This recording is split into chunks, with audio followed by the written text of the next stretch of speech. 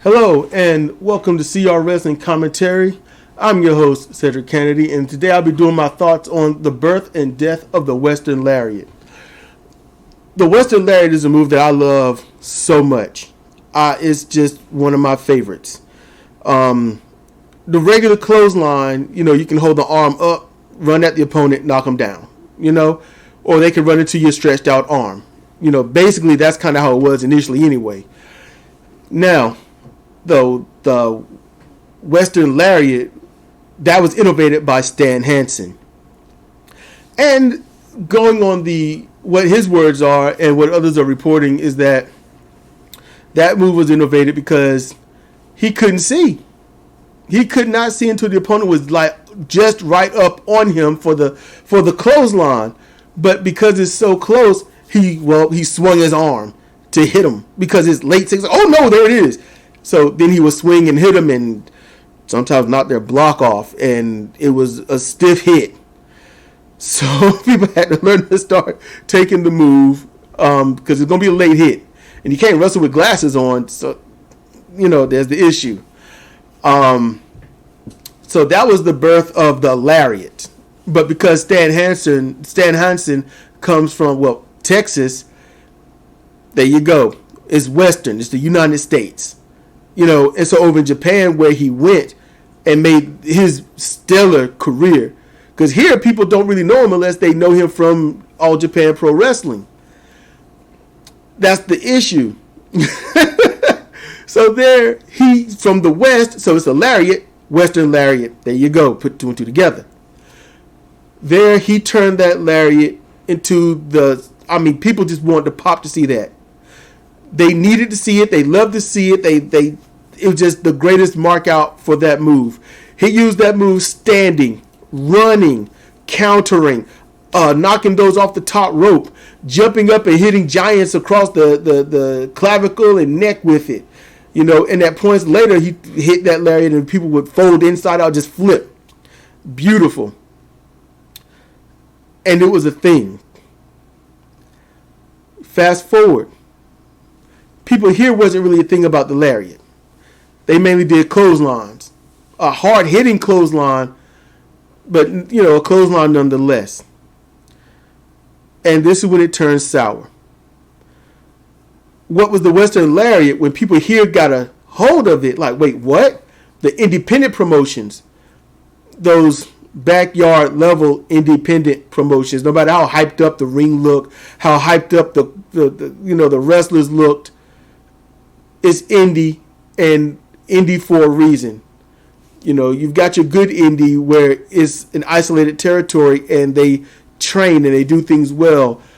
And then you got your independent where there isn't much training. They just do stuff. They just want to put on the show, get some matches, go with how they think wrestling has been. So basically, the marks got on wrestling gear. They got trained up just enough, and now they're just doing stuff in the ring.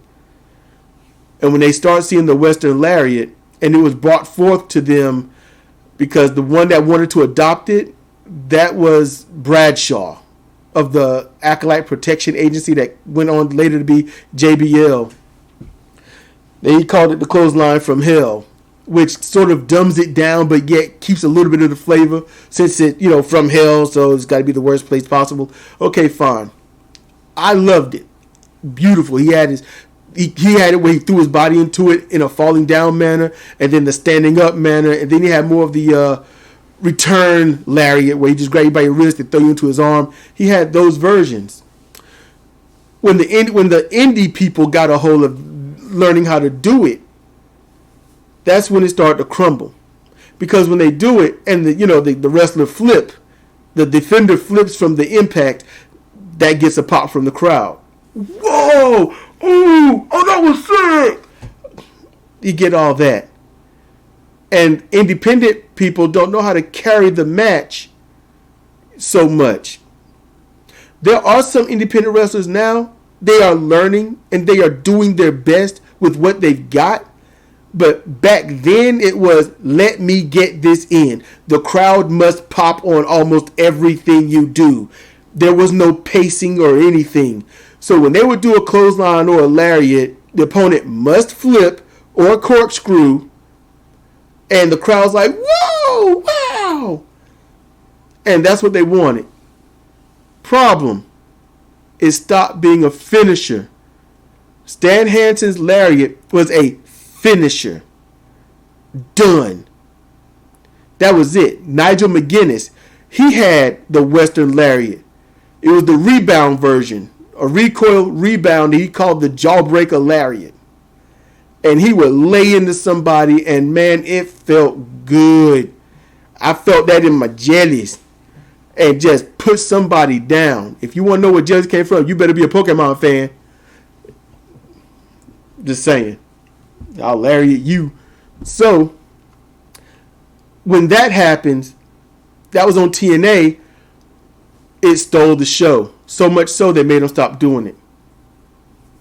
So he couldn't do the lariat. Beautiful lariat. And the indie people just kept doing it. So now, since the indie people do it, it's not a finisher. It's dead. That's why people protected their finishers. And the greatest lariat, safe, brutal finish, got dumbed down to a high spot.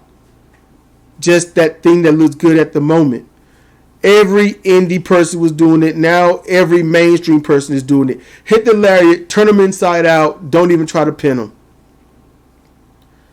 And it's killed. It's dead. That's the problem with indie people getting a hold of a move and pleasing the crowd instead of working for the business. And because of that, there's not much left. Find me someone that's doing the Western Lariat. Find someone in the United States that's using the Western Lariat as a finisher. Seriously, find me. Because I don't think they exist.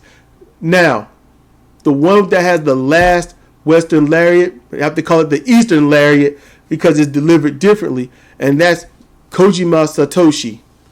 Or if you want to American introduce it, it'd be Satoshi Kojima.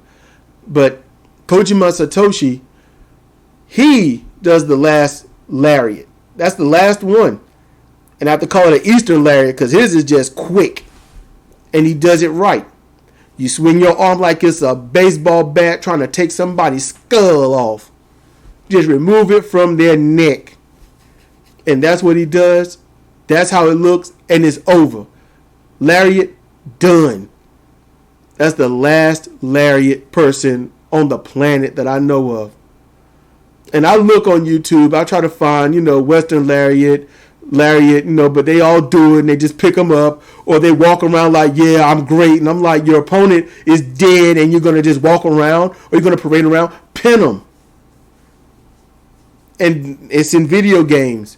In the ones I'm doing. My wrestlers, they don't do that lariat unless they're going to pin them. They might, most likely the opponent will kick out, but you put a lariat on like that, pin them. It just makes sense. Like some people put on a brain buster and pick them up. No. That's a brain buster, pin them. So, moves need to be protected, and there's a reason why. It helps keep things alive. It makes a wrestler dangerous. If your clothesline can hit somebody hard enough to flip them, but you don't even pin them because you don't think it's worthy, then you've ruined yourself as a talent because you could have just had something amazing. I wish people would stop doing the lariat. Go back to clotheslines. Just do the clothesline, the hooking clothesline. Make it look good. Make it your own because nobody's going to move the same way. Everyone has their own version of muscle memory to suit their body, their height, their weight. Your clothesline is going to look good. Just be professional about it. It ain't too late to bring the Western Lariat back. I just hope that people can. I hope you enjoyed this. And if you got questions and whatnot, or there's a piece that you want me to do or something, let me know in the comment section. This has been Cedric Kennedy for CR Wrestling Commentary. Thank you for listening.